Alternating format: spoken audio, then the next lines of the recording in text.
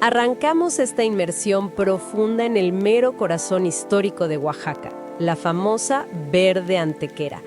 Tenemos unas fuentes muy interesantes que nos llevan, desde las raíces prehispánicas hasta el Oaxaca de hoy, tan vibrante. La misión es entender por qué este lugar, y claro, junto con Monte Albán, es patrimonio de la humanidad. O sea, ¿qué lo hace tan especial? Exacto. Y lo fascinante, creo yo, y que revelan los documentos, es como la ciudad es como un palimpsesto, ¿sabes? Capas de historia, indígena, colonial, que están ahí dialogando todo el tiempo. Incluso se ve en la arquitectura, que tuvo que adaptarse, a los temblores. Bien, vamos a desempacar esto. La guía resalta mucho esa sensación única de Oaxaca, ¿no? La cantera verde por todos lados, el olorcito a mole, escuchar distintas lenguas. Es como una historia viva. Empezamos por los cimientos. ¿Qué había antes? Pues mira, antes de los españoles estaba Huaxiajac. Era un puesto militar mexica, básicamente. Pero ya en 1529 viene la refundación española, Antequera. Y aquí un dato clave que aparece. Entra Alonso García Bravo. Ah, el mismo que trazó la Ciudad de México. El mismo. Y llegó e impuso la cuadrícula perfecta, el damero. ¡Qué interesante! ¿Era solo por orden, por organización? No era solo práctico. Tenía una carga ideológica profunda. Era imponer un orden europeo sobre un paisaje que ya tenía sus propios significados, muchos de ellos sagrados. El poder simbólicamente se movió, del Cerro del Fortín, que era un lugar prehispánico importante, al nuevo Zócalo, flanqueado por la catedral, por el poder civil. Pero fíjate que lo que de verdad define a Oaxaca, y eso lo detallan las fuentes, es la geología. La cantera le dio el color verde, claro, el apodo. La Verde Antequera, ¿sí? Exacto. Nervosismos constantes, obligaron a desarrollar algo que llaman barroco sísmico. Muros muy anchos, construcciones más bien bajas, contrafuertes por todos lados. Es una adaptación única. Resiliencia pura hecha piedra. Una arquitectura de resiliencia, tal cual. Y la UNESCO reconoció justo eso en 1987, ¿no? Vinculando Oaxaca y Monte Albán. Mencionan como 1,200 monumentos históricos catalogados. Ahora brinquemos a uno que es imponente. Santo Domingo de Guzmán. Las natas dicen que tardaron más de un siglo en construirlo. Y la fachada, curiosamente, es bastante sobria. Sí, por fuera parece casi una fortaleza. Se construyó, imagínate, entre 1551 y 1666 más o menos. Pero el interior, híjole, el contraste es brutal. Es una explosión de barroco novohispano. La bóveda de cañón está cubierta de estuco dorado, policromado. Del sotocoro parece que brota un árbol genealógico de Santo Domingo en relieve. Hay medallones de mártires dominicos. Es como un libro abierto, una catequesis visual tremenda. ¡Wow! Y la joya de la corona, digamos, es la Capilla del Rosario. Esa es de 1731. Está casi toda forrada en hoja de oro. Un despliegue impresionante. ¡Increíble! Y pensar que después, como dicen las fuentes, fue cuartel militar. ¡Qué fuerte!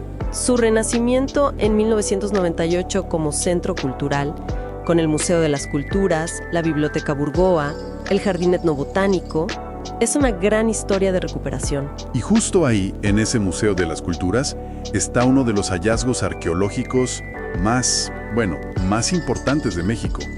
El tesoro de la tumba 7 de Monte Albán. Claro, el que descubrió Alfonso Caso en 1932.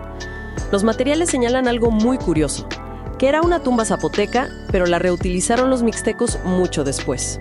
¿Eso qué nos dice? Ese es un punto crucial que Caso logró descifrar. La reutilización misma ya te habla de relaciones súper complejas entre culturas en el posclásico. Y la ofrenda. Se considera la más rica que se ha encontrado en Mesoamérica. Punto.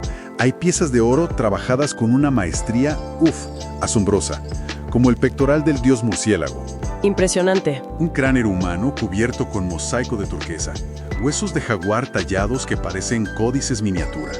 Esto no solo mostró la habilidad mixteca y sus redes comerciales enormes, sino que, y esto lo subrayan las fuentes, tuvo un impacto gigantesco.